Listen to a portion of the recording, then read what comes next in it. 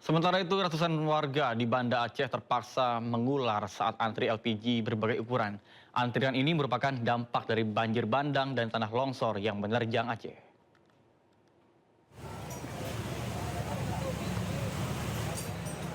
Antrian panjang warga terjadi di hampir semua pangkalan gas di Banda Aceh. Berbagai ukuran tabung gas dibawa warga berharap mendapat jatah setelah pasokan tersendat selama 3 hari terakhir. Kondisi ini terjadi setelah banjir bandang dan tanah longsor memutus jalur distribusi di sejumlah titik termasuk akses utama menuju Banda Aceh. Akibatnya warga terpaksa menunggu berjam-jam di bawah terik matahari. Beberapa bahkan rela kembali antre setelah stok di pangkalan cepat habis. Hari gas tadi awal-awal di sini bilang dibuang ke Pasar Tani. Dari Pasar Tani, Ibu Wali Kota bicara, adanya 3 kilo, jatahnya cuma 1.000. Satu tabung, 1 kakak. Terus dari yang 5 kilo ke 12 kilo, nggak ada.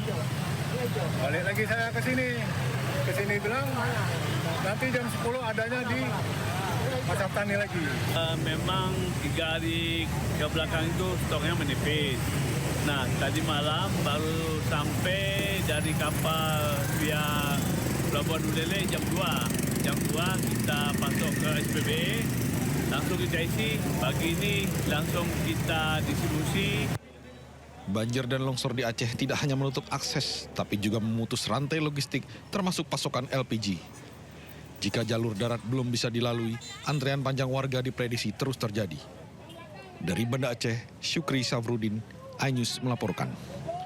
Beralih ke wilayah bencana di Sumatera Utara, pemirsa, aksi dramatis terjadi saat anggota Brimopolda Sumatera Utara menggendong bayi menyeberangi jembatan darurat yang hampir roboh di Kecamatan Batang Toru, Tapanuli Selatan. Sementara di Agam, Sumatera Barat, seorang lansia yang sedang sakit terpaksa ditandu melewati longsoran karena tinggal di lokasi rawan longsor.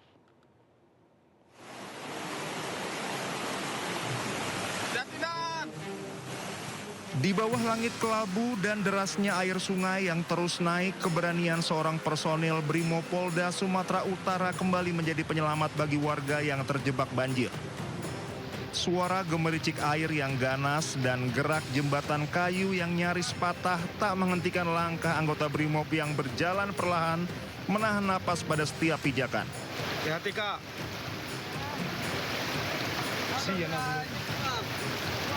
Di dadanya ia menggendong seorang bayi kecil yang masih merah, masih rapuh, yang menangis lirih tanpa memahami bahaya yang mengintai di sekelilingnya. Jembatan darurat ini bergoyang diterpa angin dan derasnya arus. Namun keberanian tak pernah surut di balik seragam Brimob yang basah oleh hujan.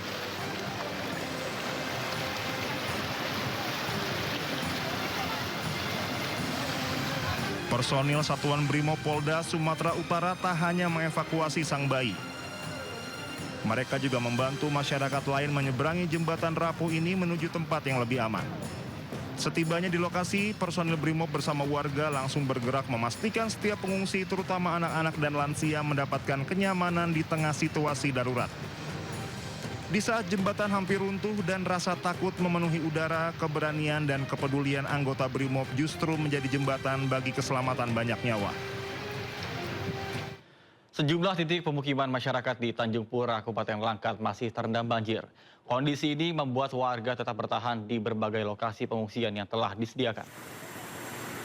Pemirsa, sudah hampir 11 hari ratusan kepala keluarga di Kecamatan Tanjung Pura tidak dapat kembali ke rumah mereka. Warga yang mengungsi terdiri dari anak-anak, orang dewasa, hingga lansia. Bahkan mereka bertahan dengan kondisi serba terbatas dan hidup seadanya di lokasi pengungsian. Sejumlah warga mulai mengalami keluhan kesehatan karena tempat pengungsian tidak memiliki dinding maupun pintu. Kondisi ini sangat meresahkan bagi para pengungsi, ditambah juga air di pemukiman yang tidak kunjung surut, meskipun sungai di sekitarnya sudah menunjukkan penurunan.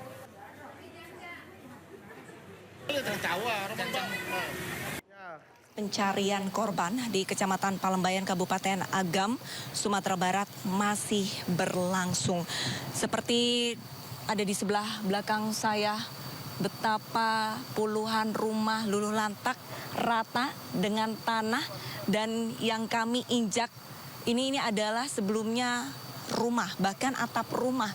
Satu persatu petugas mengecek dengan sebilah bambu, menusuk-nusuk ke dalam tanah untuk memastikan bahwa tanah tersebut aman untuk diinjak, dan jika memang masuk ke dalam tanah cukup dalam, dan ini juga bisa membantu mereka untuk menemukan jasad yang masih tertimbun di dalam tanah untuk memaksimalkan pencarian korban.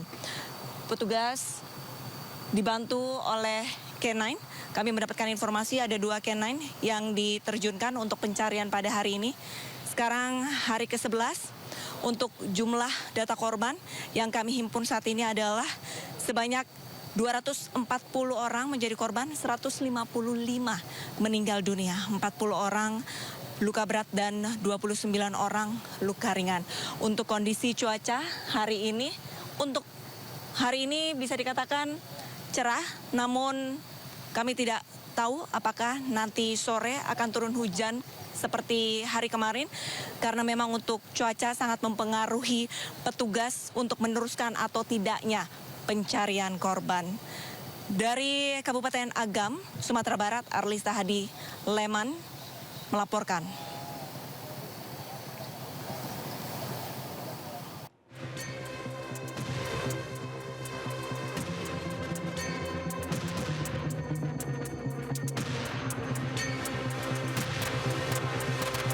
Bupati Aceh Selatan Mirwan MS menjadi sorotan karena melaksanakan ibadah umroh ke Tanah Suci di tengah banjir besar yang melanda wilayahnya. Sedikitnya 11 kecamatan di Aceh Selatan terdampak bencana. Banyak warga mengungsi dan minim bantuan. Bupati Aceh Selatan sebelumnya mengajukan izin umroh ke Gubernur Aceh pada 24 November 2025.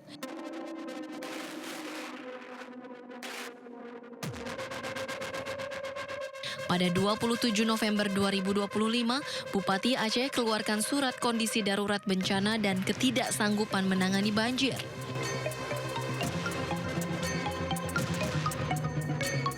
Surat Gubernur Aceh tanggal 28 November 2025 menyebut tidak mengizinkan Bupati Mirwan untuk berangkat umroh.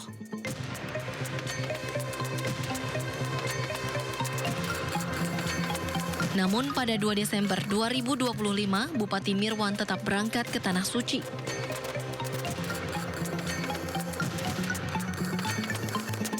Kemudian pada 5 Desember 2025, Aceh Selatan kembali dilanda banjir tanpa bupati.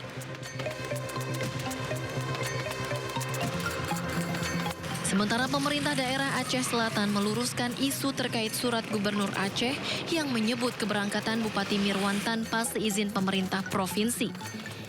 Menurut Pemda Aceh Selatan, surat baru diterima pada 2 Desember 2025 saat Bupati Mirwan sudah berada di Tanah Suci. Penyebutan beliau tidak menggubris rekomendasi surat Gubernur Aceh itu tidak benar, karena beliau berangkat umroh di belakang surat itu keluar. Dalam klarifikasinya, Bupati Mirwan mengaku berangkat ke Tanah Suci setelah kondisi Aceh Selatan membaik. Mirwan menyebut telah meninjau sejumlah lokasi terdampak dan menyalurkan bantuan kepada warga. Mungkin antara ibu dan bapak, mungkin anak yang mau jajan apa, saya ada menitipkan sedikit rezeki saya dari gaji saya. Saya selaku Bupati Aceh Selatan bersama Forkopimda, ada Bapak Kapolres, Pak Dandim 0107, juga dari Pak Kompi Brimob, yang luar biasa telah bekerja keras untuk membantu masyarakat. Sementara saat dihubungi tim redaksi iNews, Mirwan menyebut akan pulang ke Indonesia pada 6 Desember setelah mendapat informasi air kiriman dari Aceh Tenggara naik. Atas tindakannya ini, Mirwan pun dicopot dari jabatan Ketua DPC Partai Gerindra Kabupaten Aceh Selatan. Tim Liputan iNews melaporkan.